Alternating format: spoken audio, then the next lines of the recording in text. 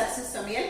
இன்னைக்கு நம்ம ஒரு வெஜ் குருமா தான் பார்க்க போறோங்க. இந்த வெஜ் குருமால என்ன ஒரு ஸ்பெஷல் அப்படின்னா கொஞ்சம் கூட ஆயில் சேர்க்காம தான் செய்ய போறோம். ஆயில் ஃப்ரீ குருமாங்க. இதுக்கு நான் கேரட், பீன்ஸ், பட்டாணி, உருளைக்கிழங்கு எல்லாமே ரெடி பண்ணி எடுத்து வச்சிருக்கேங்க.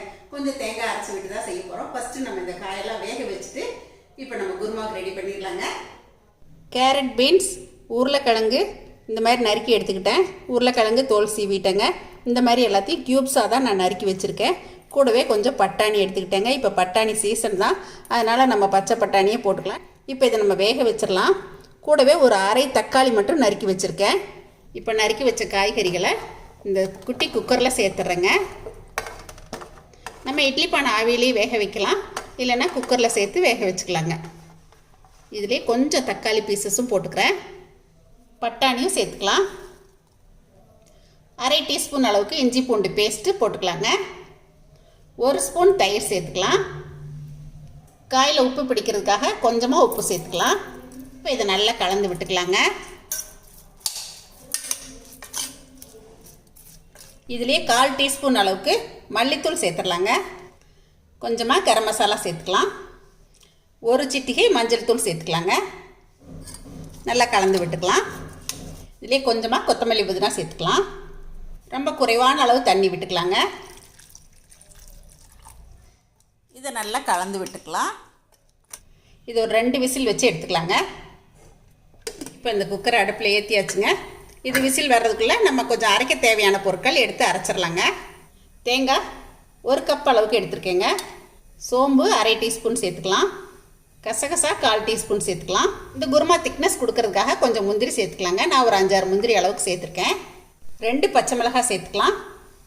இப்போ இதை மிக்ஸி ஜாருக்கு மாற்றிடலாங்க. நான் எங்களுக்கு கொஞ்சம் காரம் குறைவாக வேணுங்கிறதால 2 பச்சை மிளகாய் சேர்த்துருக்கேன். உங்களுக்கு காரம் எந்த அளவுக்கு தேவையோ அந்த அளவுக்கு பச்சை மிளகாய் சேர்த்துக்கலாங்க. இப்போ இதை தண்ணி விட்டு அரைச்சிக்கலாங்க. தேங்காய், சோம்பு, முந்திரி, கசகசாலாம் சேர்த்து இல்லைங்களா, இது இந்த மாதிரி நல்லா தண்ணி விட்டு ஃபைனாக அரைச்சிக்கிட்டேங்க. நம்ம குக்கரில் வேக வச்ச காய் ஓப்பன் பண்ணி பார்த்துடலாங்க. பாருங்கள், 2 விசில்லையே நல்லா வெந்து வந்துருச்சு. இப்போ ஸ்டவ் ஆன் பண்ணிக்கலாம். நம்ம அரைச்ச இந்த தேங்காய் கலவையை இதில் சேர்த்துடலாங்க. தேவைக்கு தண்ணியும் விட்டுக்கலாம். உப்பு காய் வேக மட்டுமே போட்டிருக்கோம். இப்போ குருமாவுக்கு தேவையான உப்பு சேர்த்துடலாங்க. இப்போ இது நல்லா கொதித்து வரணுங்க. இப்போ நம்ம கலக்கி வச்ச குருமா நல்லா கொதி பிடிச்சி வருதுங்க. நம்ம காய்கறிகள் வேகும் போதே அரை தக்காளி சேர்த்துருக்கோம்.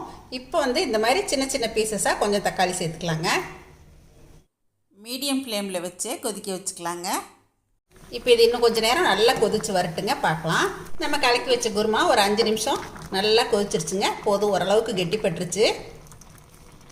அடுப்பு ஆஃப் பண்ணிக்கலாங்க. கொஞ்சமாக மல்லி இலை தூவிக்கலாம். ஒரு சொட்டு கூட எண்ணெயை விடாமல் இப்போ காய்கறிகள்லாம் போட்டு குருமா ரெடி ஆயிடுச்சுங்க. நம்ம தேங்காய், முந்திரி, கசகசா அரைச்சி ஊற்றுனதுனால நல்ல ஒரு திக்னஸ் கொடுத்துருக்கு குருமா. இந்த குருமாவை நீங்கள் உங்கள் வீட்டில் செஞ்சீங்க அப்படின்னா, இது ஆயில் இல்லாமல் செஞ்சதுன்னு சொன்னால் கண்டிப்பாக நம்பவே மாட்டாங்க. குட்டீஸ்லேருந்து பெரியவங்க வரைக்கும் எல்லாருக்குமே பிடிக்குங்க. இன்றைக்கி எங்கள் வீட்டில் என்ன சமையல் அப்படிங்கிறது இந்த வீடியோவில் பார்த்துடலாங்க. எங்கள் வீட்டில் இன்றைக்கி பலாக்காய் பிரியாணி பண்ணேங்க. முட்டை வேக வச்சு வச்சுருக்கேங்க. இப்போது ஆயில் ஃப்ரீ குருமா இருக்குது. அப்புறம் தயிர் பச்சடி, ஒயிட் ரைஸும் வச்சாச்சுங்க. தயிர் இருக்குது. இதுதான் இன்றைக்கி எங்கள் வீட்டு சமையலுங்க. நான் செஞ்ச இந்த ஆயில் ஃப்ரீ குருமாவை எங்கள் ஆஃபீஸ்லேயும் எல்லாருக்கும் டேஸ்ட் பண்ண கொடுக்கறதுக்காக இப்போ கறிப்பலா பிரியாணி வச்சு எடுத்துக்கிட்டேங்க.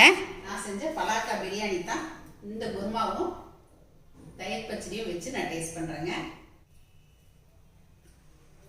இந்த குருமாவோட இந்த பிரியாணி சாப்பிடும்போது ரொம்பவே அருமையாக இருக்குங்க. அதுவும் இந்த பலாக்காய் வாயில் கடிவிடும்போது சூப்பராக இருக்கும். அதுவும் இந்த குருமா சப்பாத்திக்கு இன்னுமே நல்ல டேஸ்ட்டாக இருக்கும். இந்த கறிப்பழம் நமக்கு எப்பயாவது ரேராக தான் கிடைக்குங்க. எங்கள் உழவர் சந்தையில் கிடச்சிச்சு. சரி, வாங்கிட்டு செஞ்சுட்டு தான் இதுக்கு இன்றைக்கி குருமா பண்ணேங்க. ரொம்ப நல்லாயிருக்கு. கறிப்பலா பிரியாணி எப்படி செய்கிறதுங்கிற வீடியோ என்னோடய சேனலில் கொடுத்துருக்கேன், பாருங்கள். இன்றைக்கி நான் செஞ்சு காட்டின இந்த oil free kurma, vegetable kurma உங்களுக்கும் பிடிச்சிருக்குன்னு நினைக்கிறேங்க. கண்டிப்பாக நீங்களும் ட்ரை பண்ணி பாருங்கள். எப்பயும் போல உங்களோட ஃபீட்பேக் சொல்லுங்கள். பிடிச்சிருந்தா லைக், ஷேர் பண்ணுங்கள். மறக்காமல் என்னோட சேனலை சப்ஸ்கிரைப் பண்ணிக்கங்க. தேங்க்யூ. சரசு சமையல் பாருங்கள், சமையல் நல்லா பண்ணுங்கள். சரசஸ் ஃபுட் ப்ராடக்ட்ஸ் பொடி வகைகள் தேவைப்படுறவங்க இங்கே கொடுத்துருக்க வாட்ஸ்அப் நம்பரில் காலை 10 மணி முதல் மாலை 6 மணி வரை எங்களை கான்டாக்ட் பண்ணி வாங்கிக்கலாங்க. தேங்க்யூ.